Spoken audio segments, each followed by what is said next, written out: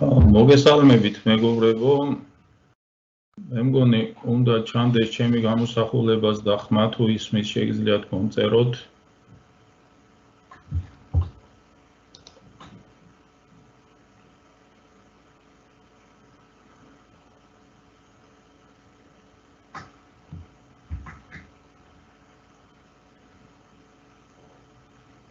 რომ დავიწყოთ ჩვენი დღევანდელი ვებინარი.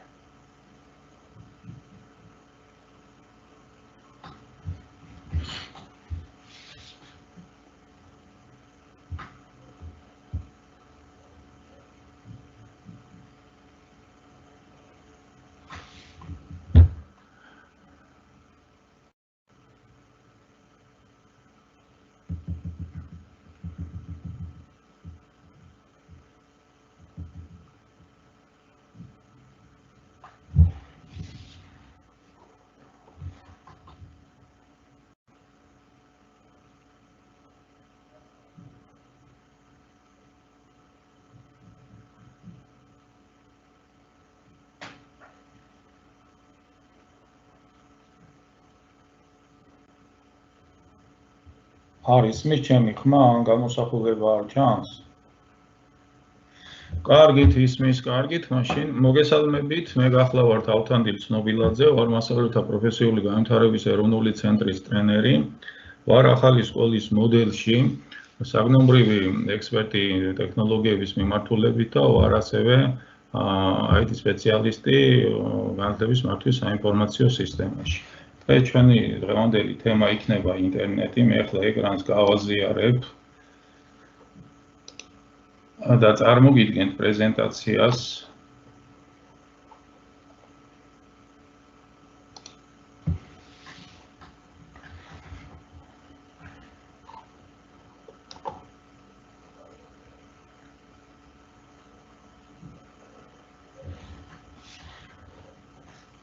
თუ რაიმე ხარვეზი აქვთ ხოლმე დამიწეროთ ჩატში.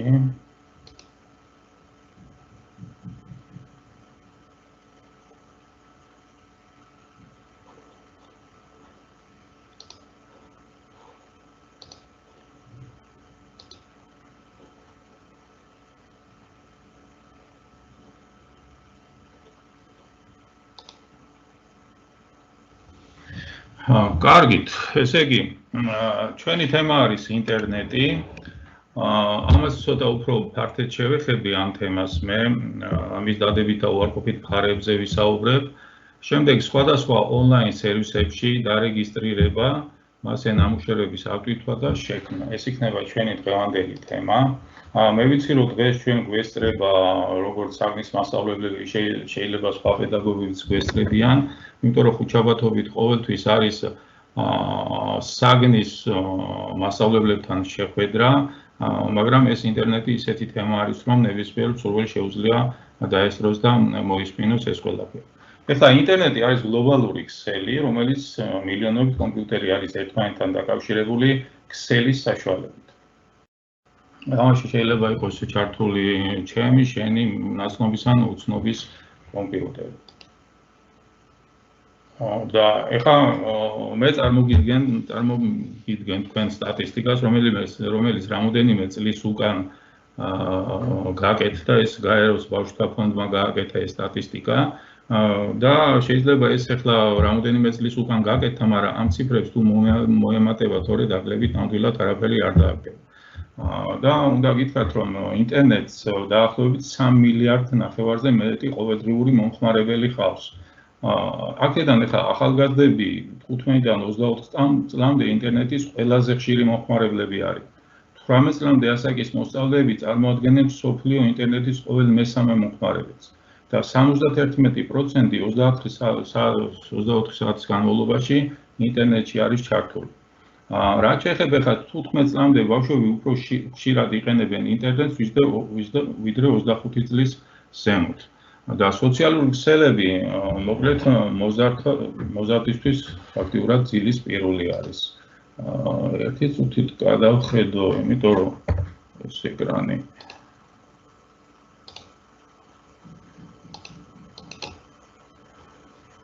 არ არის გადაცემული.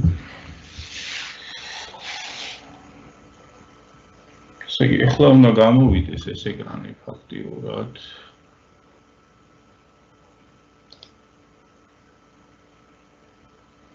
თქვენ უნდა დაინახოთ ხე ჩემი გაზიარებული პრეზენტაცია წესით.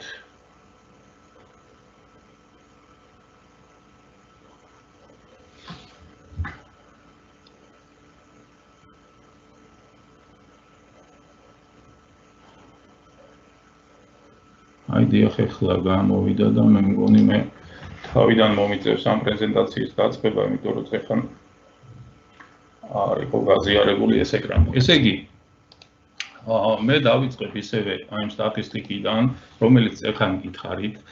ანუ ეს გაეროს ფონდმა ჩაატარა და აქედან შეუძლია ვთქვათ, რომ ყოველდღიურად დაახლოებით 3 მილიონი ნახევარი მეტი ყოველდღიური მომხმარებელი ყავს, მილიარდზე ნახევარი ყოველდღიური მომხმარებელი ყავს ინტერნეტს. აქედან ახალგაზრდების 15-დან 24 წლამდე ინტერნეტის ყველაზე ხშირი მომხმარებლები არიან. 18 წლამდე ასაკის მოსწავლეები წარმოადგენენ მსოფლიო ინტერნეტის ყოველ მესამე მომხმარებელს და მათი 71% 24 საათის განმავლობაში ინტერნეტშია ჩართული. ხოლო რაც შეეხება 15 წლამდე ბავშვები უფრო ხშირად იყენებენ ინტერნეტს ვიდრე 25 წლის ზემოთ და სოციალური ქსელები, მოკლედ მათი ძილისპირულია ესე ვთქვათ. ეხლა ინტერნეტის გავლენა მოზარდებზე, ანუ რა გავლენას ახდენს ინტერნეტი მოზარდებზე, მის ყველა ასპექტზე ახდენს, არა მარტო მოზარდებზე, დიდებზეც, მის განათლებაზე, ფიზიკურ განვითარებაზე, ფსიქოემოციურ ზრდაზე, ქცევაზე, დამოკიდებულებაზე, ფასეულობათა სისტემის ჩამოყალიბებაზე და ასე შემდეგ. ეხლა ინტერნეტის დადებით მხარეებზე მინდა ვილაპარაკო, ვისაუბრო და შემდეგ მინდა რომ მის უარყოფით მხარეებსაც შევეხო. ანუ ინტერნეტის დადებითი მხარე ის არის, რომ ინფორმაციაზე სწრაფად შეგვიძლია ვწდომო. ჩართულობა მსოფლიოს ნებისმიერი წერტილიდან კულტურული, სოციალური და გენდერული ბარიერების მოშლა, თვითგამოხატვის საშუალება და შემოქმედებითი უნარების განვითარება, სოციალური კომუნიკაცია, ინფორმაციის, ფოტოების, აუდიო და ვიდეო ფაილების გაზიარება, შემეცნებითი და საგანმანათლებლო კუთხით განვითარების ხელშეწყობა, საგანმანათლებლო პროექტები, ონლაინ სწავლა და ასე შემდეგ. ეხლა ძირითადი საფრთხეები რა შეიძლება იყოს ინტერნეტში. ეს არის ყველაზე მთავარი პირადი მონაცემების ხელყოფა. კიბერბულინგი, ღირების შემლახველი მასალების გამოქვეყნება, პროვოცირება, ტროლინგი, სექსუალური ხასიათის ონლაინ ზეწოლა, ეს არის სექსტინგი, შანტაჟი, გამოძალვა და ასე შემდეგ.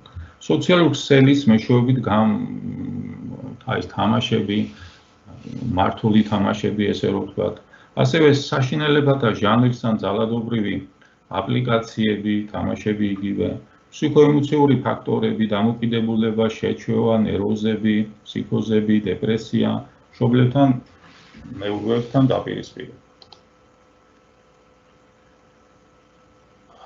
კიბერბულინგის მთავარი სარბიელი სად არის ეს? ეს არის Facebook-ი, Instagram-ი, Snapchat-ი, Twitter-ი და ასევე მყისიერი შეტყობინებების გასვლის სერვისი. WhatsApp-ი, Viber-ი, Facebook Messenger-ი და კიდევ შეიძლება იყოს სხვა სოციალური ქსელებიც. ეხლა მაგრამ ახასიათებლებისგან შედგება თვითონ კიბერბულინგი. ეს არის მუქარი შემცველი მესიჯები, იდენტობის მითვისება, შანტაჟი, შეურაცხყოფა, დამცირება, პირადი ცხოვრების, მათ შორის ინტიმური მასალის გავრცელება. რატომ ამის კიბერბულინგი განსაკუთრებით საშიში? ეხლა ამაზე მინდა ყურადღება გავამახვილო, რომ ინტერნეტში აქტივობა დასაშვებია ანონიმურადაც, სხვისი სახელით, ან ისეთი სახელით, რომელსაც ვერ დაადგენ, ვინ არის პიროვნება. ამდენად ჩაგვრელს აქვს თავისი ვინაობის დამალვის საშუალება. ონლაინ სივრცეში მშავრელს არ სჭირდება ფიზიკური და სოციალური ძალაუფლება, რაც როგორც წესი ტრადიციული ბულინგის დროს არის საჭირო. ასევე ინტერნეტი ბულინგისთვის იძლევა გაცილებით დიდ მასშტაბს, იგი არ არის შეზღუდული დროითა და ფიზიკური კონტაქტით. ეხლა რა შედეგი შეიძლება მივიღოთ ჩვენ კიბერბულინგის დროს? ეს არის საზოგადოებასთან გაუცხოება, როდესაც ბავშვს შევატყობთ, რომ ან მოზარდ შევატყობთ, რომ იგი საზოგადოებასთან გაუცხოებულია, შრომის ურიანობების დაქვეითება, განიცდის დეპრესიას, ნერვოზს, ფსიქოზი, თვითდაზიანება და თვითმკვლელობაც კი. და საქართველოშიც იყო შემთხვევები, როდესაც ბავშვები ამ ლურჯი ვეშაპის გავლენის ქვეშ მოექცნენ და ბევრმა თავიზიანა და თვითმკვლელობის მცდელობაც კი იყო. ეხლა სხვა ქვეყნებში როგორ აგვარებენ ამ პრობლემებს, როგორ ებრძვიან ინტერნეტ საფრთხეებს სხვა ქვეყნებში, აი მაგალითად მე რამდენიმე ქვეყანა მაქვს წარმოდგენილი. ეს არის ერთიანი სახელმწიფო პოლიტიკა და ნულოვანი შემწყნარებლობა კიბერდანაშაულის მიმართ, კანონმდებლობის დონეზე ეგრეთ წოდებული კონტენტის გამავრცელებლების პასუხისმგებლობაში მიცემა და ეს მოქმედებს საქართველოშიც. გარკვეულმა ქვეყნებმა კანონით დაარეგულირა საფრთხის შემცველი მართული თამაშები, როგორიცაა ლურჯი ვეშაპი, მდუმარე სახლი და სხვა. ზოგიერთ ქვეყანაში მოქმედებს სამთავრობო სპეცკომისიები, რომლებიც პერიოდულად იკრიბება საფრთხის შემცველი თამაშების ასაკრძალად.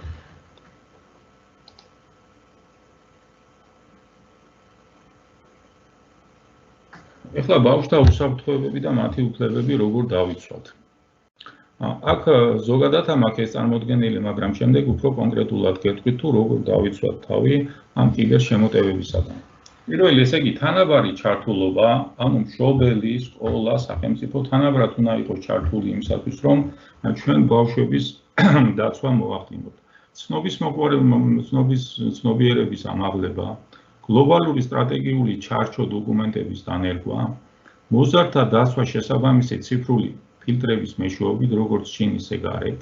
ამას მე გეტყვით. მოზარდთა პერსონალური მონაცემთა დაცვა, ციფრული წიგნიერებისა და მედია წიგნიერების დონის ამაღლება, გარკვეული ტიპის აპლიკაციებისა და თამაშების აკრძალვა სახელმწიფო დონეზე. ეხლა ეს პრაქტიკულად როგორ განახორციელოთ, ანუ როგორ დავიცვათ თავი კიბერბულინგისაგან. პირველი რაც უნდა გავაკეთოთ.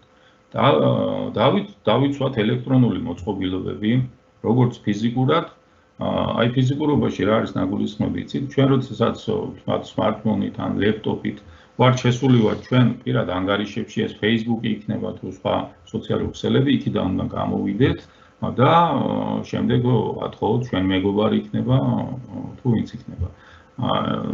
ასევე ეს უნდა იყოს პაროლით დაცული, რათა სხვა ვერ შეძლოს მისი გამოყენება და თქვენი სახელით მოქმედება. დააყენეთ და გამოვიყენეთ უფასო ან ფასიანი ანტივირუსული პროგრამები, ეს ძალიან მნიშვნელოვანია, რომ პერსონალური და პორტატული კომპიუტერის ვირუსებისგან თავი დავიცვათ.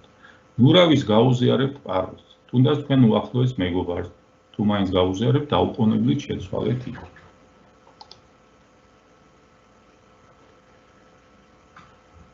ეხლა შემდეგი პუნქტი რა არის? გახსენით მხოლოდ სანდო წყაროდან მიღებული ელექტრონული გზავნილები და მათი თანდართული ფაილები, არ გადახვიდეთ გაურკვეველ წარმომავლობის ბურზე. ხშირია შემთხვევა, როდესაც პოსტაზე მოდის, თქვათ რაღაც ისეთი ინფორმაცია ან SMS-ით მოდის, თითქოს ბანკიდან არის შეტყობინება, რომ თქვენ პირადი მონაცემების განახლებას ითხოვენ, ამიტომ თქვენ არ უნდა შეცდეთ და არც საბანკო რეკვიზიტები არ უნდა მიცეთ, სხვა რომ არ გახდეთ ფიშინგის მსხვერპლი.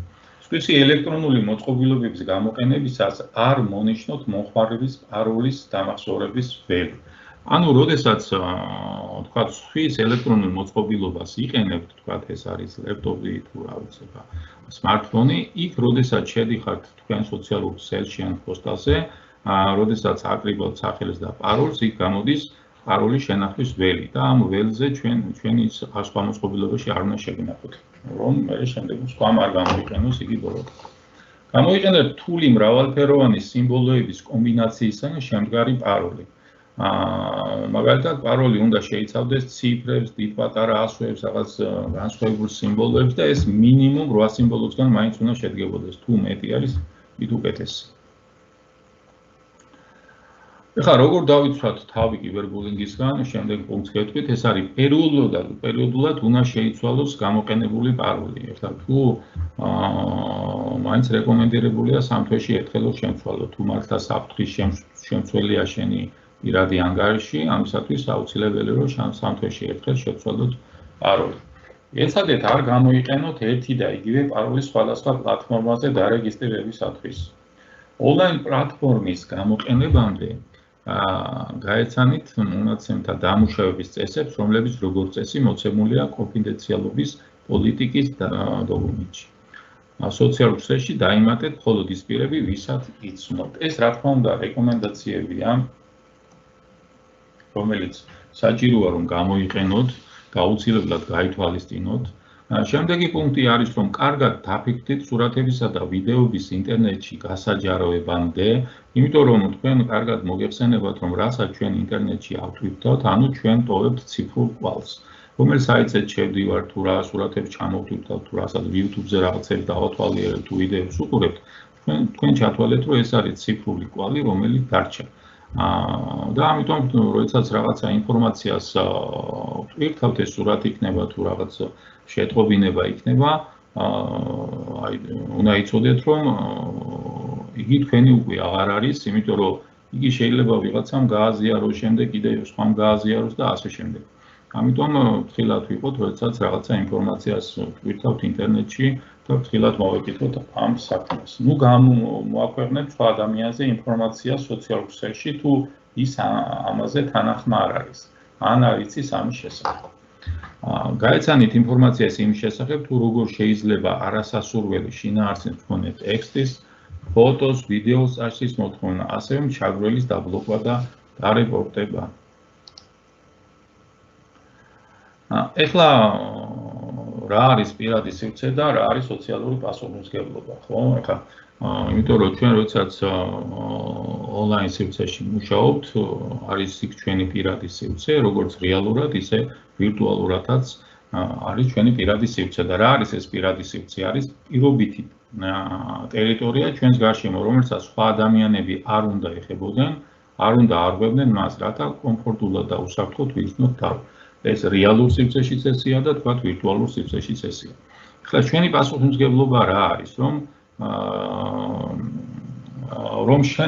შენი მოქმედება გავლენას ახდენს სხვაზე და ცდილობ დადებითი პოზიტიური გარემო შექმნა, როგორც ცალკეული ადამიანებისთვის, ასევე საზოგადოებისთვის.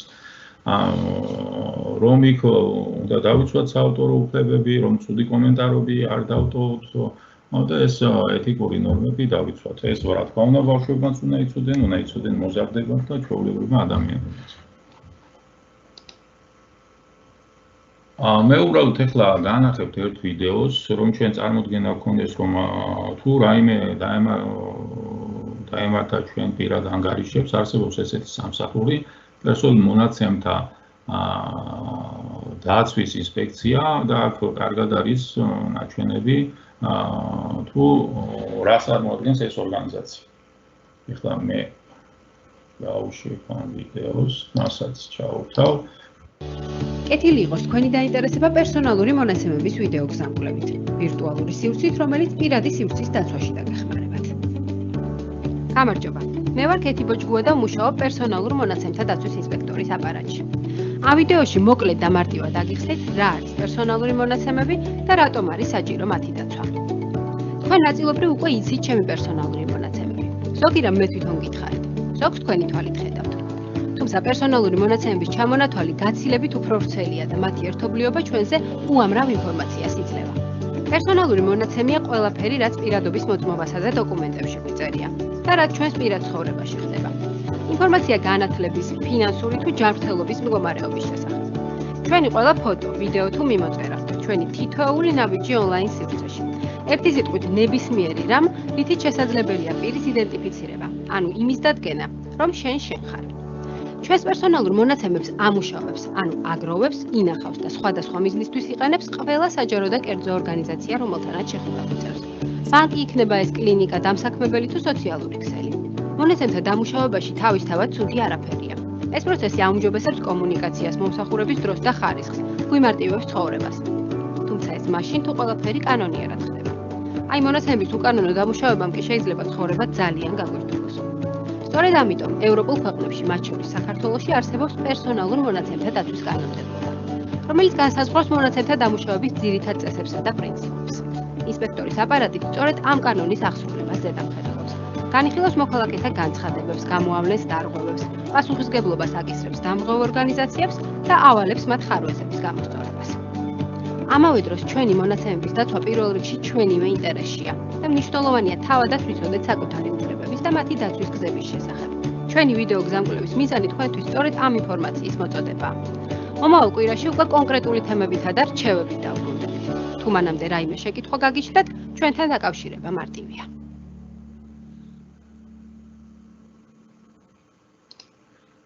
აი ეს იყო სულ რაც მინდოდა ამ კიბერუსაფრთხოებასთან დაკავშირებით მეთქვა, ეხლა უფრო პრაქტიკულ ქმედებაზე გადავიდეთ, აი მაგალითად სოციალურ ქსელს ჩვენ ძალიან ხშირად ვიყენებთ და თუ როგორ შეიძლება იქ ჩვენი პირადი მონაცემების დაცვის შესახებ ვილაპარაკოთ. ამიტომ აი Facebook-ზე მე განახერხეთ ეხლა სად არის ეს, ესე იგი შევდივართ ჩვენ პარამეტრებს ჩამოვშლით და აქ არის პარამეტრები და კონფიდენციალობა. აი აქ პარამეტრებში მოცემული არის ის ეს რა ქვია ჩანართები, რომლის საშუალებითაც ჩვენ შეგვიძლია ვთქვათ, აი მაგალითად ავიღოთ რაიმე კონფიდენციალობაზე გადავიდეთ. აი ვის შეუძლია ნახოს თქვენი პოსტები. აი აქ მე საჯაროდ ამაქვს მითითებული, მაგრამ თუ თქვენ ეს არ მოგწონთ, არ გინდათ ესე რომ იყოს, შეგიძლიათ ეს ჩამოშალოთ და აირჩიოთ თქვათ მეგობრების გარდა კიდე სხვა, ან მხოლოდ მე. აი ესეთი პარამეტრებს როდესაც მომართავთ თქვენ ან Facebook-ზე ან რა ვიცი, სხვა სოციალურ ქსელში, აქ კიდევ არის თქვათ პროფილში პინ უნდა მოგნიშნოთ, ვის შეუძლია თქვენ პროფილში იმპორტის ნახვა. აქაც არის ეს რედაქტირების ფანჯარა და აქაც შეგვიძლია ჩვენ თვითონ დავალაგოთ აი ჩვენი ეს პროფილი, ესე რომ ვთქვათ და მისი პარამეტრები გავმართოთ.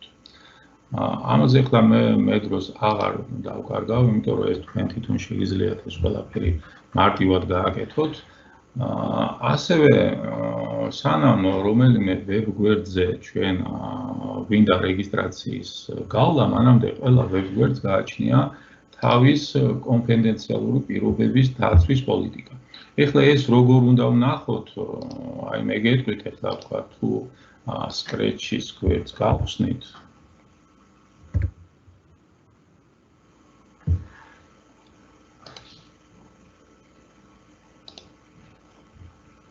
და აი ბოლოში რომ ჩამოვალთ, აქ აქვს კონფიდენციალობის პოლიტიკა და თქვენ შეგიძლია ესე წაიგითხოთ ნებისმიერი პორტალის ვებგვერდის შესახებ თუ რა პირობებს გვთავაზობენ და როგორ იცავენ ჩვენ პირად მონაცემებს. ერთიც არის აქ მნიშვნელოვანი, რომ როდესაც ჩვენ ბრაუზერში რაღაც მისამართს ავკრივავთ, აი აქ გამოჩნდება აი ესეთი ბოკლომი. მე შემიძლია დავადიდო და ახლოს მოვიტანო აი ესეთი ბოკლომი, რომელიც იცავს, ანუ სერტიფიცირებული ვებგვერდია, ესე რომ ვთქვათ, და რომელიც იცავს დაშიფრის მეთოდი მოქმედებს და ჩვენ ამას თუ დავაწყაბებთ, აქ უნდა იყოს HTTPS-ი ესეთი აი ესეთი ინიციალი უნდა იყოს აქ ჩასმული. თუ მაგალითად ავიღებთ ისეთ გვერდს, სადაც ეს არ ჩანს, აი მაგალითად file.g, აქ ნახავთ თქვენ, რომ ესეთი აი არ არისო დაცულიო აქ გვეუბნება ჩვენ. ამიტომ ამასაც უნდა მივაქციოთ ყურადღება, რომ რამე პრობლემები შემდეგ არ შეგვექმნას. ეხლა ასევე ჩვენი ბავშვები რომ დავიცვათ რაღაც პრობლემებისაგან, თვითონ Windows-ის სისტემასაც გააჩნია დაცვის მექანიზმი. მე შემიძლია განახოთ ეხლა თქვენ აი თუ სტარტში შევალთ და გამოვიძახებთ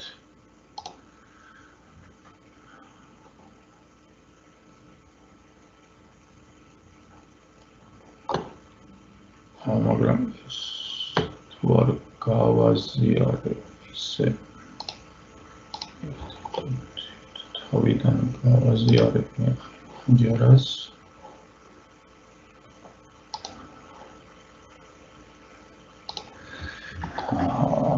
აი განახლება და უსაფრთხოება, აი აქ არის Windows-ის უსაფრთხოებაში ბოლოში ოჯახის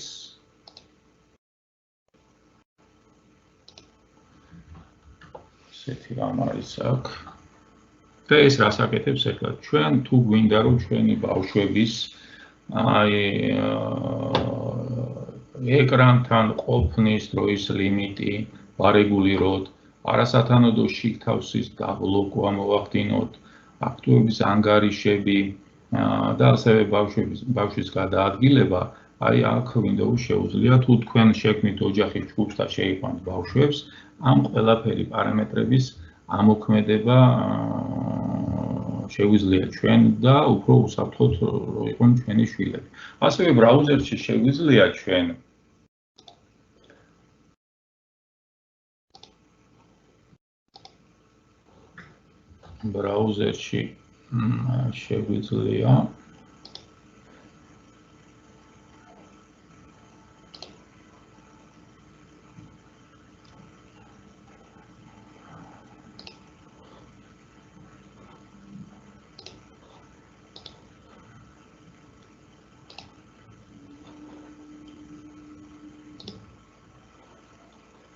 დავამატოთ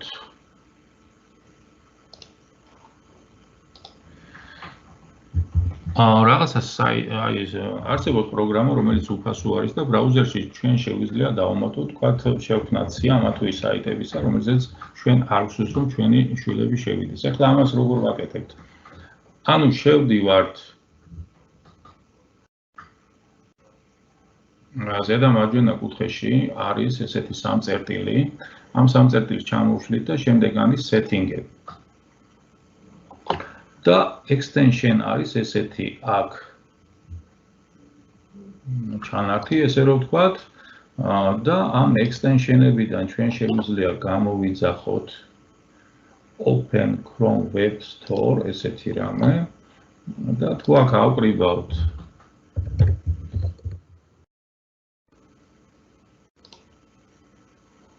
აქ არის სხვადასხვა პროგრამები, თქვენ შეგიძლიათ აქ გაეცნოთ ნებისმიერ პროგრამას, სადაც არის აქ თუ რას აკეთებს ეს პროგრამა და შემდეგ ამ გაცნობის შემდეგ ჩვენ შეგვიძლია იგი დავამატოთ ჩვენ ბრაუზერში, შევქმნათ სია, რომელიც ვებგვერდებზეც არ გვინდა ჩვენი შვილები შევიდნენ და ამით ვარეგულიროთ ეს ყველაფერი. ანუ უფრო დაცულად რომ იგრძნონ ბავშვებმა თავი. ეხლა მე კიდევ მინდა აქ რომ ეხლა ანგარიშის გახსნა ძალიან მარტივია თუ როგორ უნდა გავიაროთ რეგისტრაცია. მე ეხლა აქ აღებული მაქვს Scratch-ის პროგრამა, რომელიც ისტის მასწავლებლებს ეს აუცილებლად დაჭირდებათ. და ამიტომ რაღაცათომ ეს პროგრამა ავიღე. ეხლა აქ რომ ჩვენ რეგისტრაცია გავაკეთოთ ამისათვის ძალიან მარტივად, ესეთ ხილაკი არის შემოგვიერთდი და აქ ჩავწერთ ჩვენ სახელს, შემდეგ parolls და გავვლით რეგისტრაციას. ხოლო ამის შემდეგ უკვე შეგვიძლია ჩვენ უკვე ავტორიზაცია გავიაროთ და შიგნით შევიდეთ აი ამ ჩვენ აკაუნტში ესე რომ ვთქვათ. ეხლა რატო ჩვენ აქ შეგვეძლო რომ რეგისტრაციის გარეშეც გვემუშავა Scratch-ი, აი შექმნას თუ დავაწყაპებდით, გარედანაც არსებობს ეს ფილაკი, ანუ შექმნის ფილაკი და ჩვენ შეგვეძლო აქ ჩვეულებრივად გვემუშავა, მაგრამ როდესაც შევდივართ ჩვენი ანგარიშით, აქ ჩვენ დავხვდება საქაღალდე და ჩვენი შექმნილი პროექტები სწორედ ამ საქაღალდეში განთავსდება. და მე განახებ თქვენ აი ამ საქაღალდეს. და რა უპირატესობა აქვს ახლა ამას? ამას ის უპირატესობა აქვს, რომ ჩვენი შექმნილი პროექტები ყველა აქ გამოჩნდება. თუ წაშლა გვინდა მარტივად წავშლით და თუ გაზიარება გვინდა ნებისმიერს გავუზიარებთ, ან ნებისმიერი გავიზიარებს და აი იქიდან ხდება გაზიარება თუ იმ შექმნილი პროექტის. ეხლა ყველა მასწავლებლებს თავისი პოსტა და ანგარიში აქვს.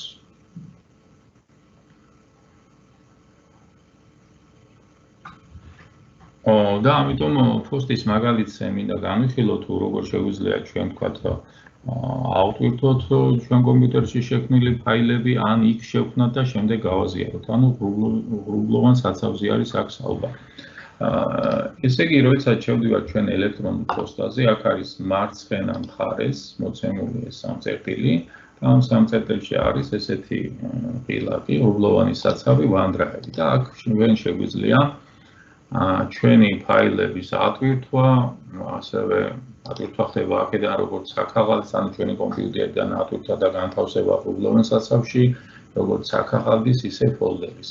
და ასევე შეგვიძლია აქვე შევქმნათ ეს ყველაფერი დოკუმენტის სახით, აქ არის Word, Excel, პრეზენტაცია და ასე შემდეგ, ანუ ტესტები შევქმნათ და შემდეგ გავაზიაროთ. ეხლა მე მარტივ მაგალითს განვიხილავ, ეს ისტის მასწავლებლებმა ძალიან კარგად იციან, მაგრამ უბრალოდ მაინც განვიხილავ, ვინც არ იცის იმათთვის, რომ თუ გინდა ჩვენ რომელიმე დოკუმენტის შექმნა, ეს Word იქნება, Excel თუ პრეზენტაცია, არ აქვს მნიშვნელობა, პრინციპი ყველასი ერთია. რაც გაკეთებთ აი აქ Words, აქ ჩვენ ვარქმევთ ვთქვათ ამ დოკუმენტს სახელს, რა ვიცი, ახლა პირობითად რა შეიძლება რომ დავარქვათ და აქ შეგვიძლია ავკრიბოთ რაიმე ტექსტი. აქ უფრო მე ყურადღების განახილება მინდა გაზიარების პროცესზე. გვერდება ამა თუ იმ დოკუმენტის გაზიარება და რას უნდა მივაქციოთ ყურადღება გაზიარების დროს. ზედა მარჯვენა კუთხეში არის ეს გაზიარების ღილაკი და აქ არის სხვადასხვა ვარიანტი. ჩვენ როგორ ვაზიარებთ დოკუმენტს. აქ არის ეს ნიშნავს, რომ ესე იგი ყველას ვისაც ლინკი აქვს, შეუძლია ამ დოკუმენტის ნახვა. მეორე ეს არის შეუძლია ორგანიზაციის შიგნით ამ დოკუმენტის ნახვა და ჩვენ თუ გვინდა პერსონალურად რომელიმე პიროვნებას გაუზიაროთ ეს დოკუმენტი, აი მესამეს უნდა მეოთხე ღილაკს უნდა დავაწყებოთ და თუ გვინდა რომ ჩვენ ეს დოკუმენტი იყოს რედაქტირების რეჟიმში, მაშინ ეს allow editing-ი უნდა ჩავთვალოთ. მაგრამ თუ არ გვინდა ესე იყოს უბრალოდ ნახოს, თუ ჩვენ აქ ჩამოტვირთვა დაბლოკილია და ვინც ნახავს, არ ექნება იმის საშუალება, რომ შენი დოკუმენტი ესე თავისუფლად გაავრცელოს. ანუ ყველა დოკუმენტს, რომელიც არის ატვირთული ინტერესში, მის უკან აუცილებლად იქნება ავტორი. ამიტომ საავტორო უფლებები ვარ დაიღოს, ესე რომ ვთქვათ, და არ გვინდა რომ ჩვენი დოკუმენტი გაზიარდეს, მაშინ ეს ღილაკი უნდა იყოს გამორთული და თუ გვინდა რომ ეს არ იყოს, ანუ ჩამოტვირთოს ადამიანმა, ვისაც ამ დოკუმენტის ნახვის საშუალება ექნება, მაშინ შეუძლია ჩვენ ეს ამოტვირთოთ. სხვა აქ მეტი მნიშვნელოვანი ისეთი არაფერი არ არის. ეხლა კიდე რა მინდა, მე რაც ვილაპარაკე, ეს ყველაფერი არის School.gz-ზე გაკვეთილების სახით ჩაშენებული, ესეც მინდოდა მეთქვა. შევალ ეხლა მე ამ საიტზე School.msg-ზე და რა მე რაც ვისაუბრე, აქ არის მოცემული თავის კომპლექსური დავალებებით. აი ეს. თქვათ აი სოციალური პასუხისმგებლობა პირადი სივრცე, უსაფრთხოების ციფრულ სამყაროში, საკუთარი დასკვნის უფლებების ციფრულ სამყაროში და ინფორმაციის ეთიკის ნორმები. მოკლედ, ეს აი აქ თუ ჩვენ ნებისმიერს გავხსნით, პირველი იწყება კომპლექსური დავალებით და ეს კომპლექსური დავალება, რომელიც აქ არის მოცემული, ჩვენ ნაბიჯ უნდა მივუყანოთ მოსავლეები იქამდე, რომ ეს კომპლექსური დავალება შესრულდეს. და შეიძლება ერთი გაკვეთილი მოვანდომოთ, ორი გაკვეთილი, ან საქმიდან გამომდინარე და კლასის მოცემულობიდან გამომდინარე, იმდენი საათი დავუწყო. აი ეს არის სულ მე რაც მინდოდა ამ თემასთან დაკავშირებით მეთქვა. თუ არის რაიმე თქვენი შეკითხვები,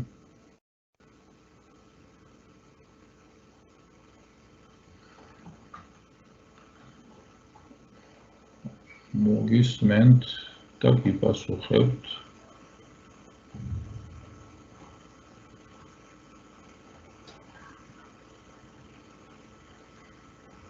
აქ შეკითხვები არ ჩანს, თუ დაგელოდებით, თუ ვინმეს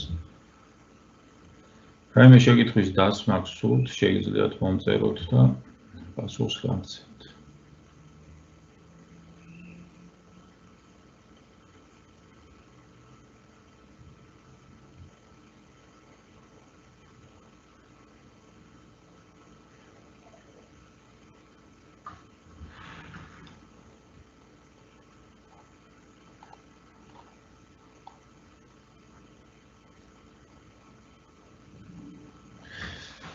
კარგით, რაღაც შეკითხვები არ არის, მადლობას გიხდით.